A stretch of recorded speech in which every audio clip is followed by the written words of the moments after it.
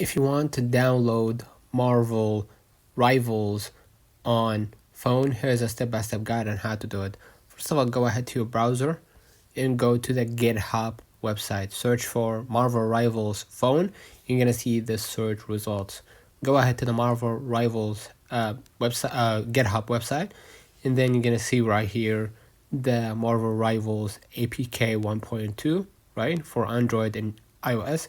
Go ahead and download it, right? And as you can see, I cannot access it, but you need to use your VPN. If you do use your VPN, go ahead to the settings, right, to the general, and turn it on, right? I'm gonna go ahead to VPN device management, and I'm gonna connect or add VPN configuration so I can download the Marvel Rivals. As you can see right here, 5 out of 5, the ratings, and you're gonna be able to download it and play with Marvel Rivals for free.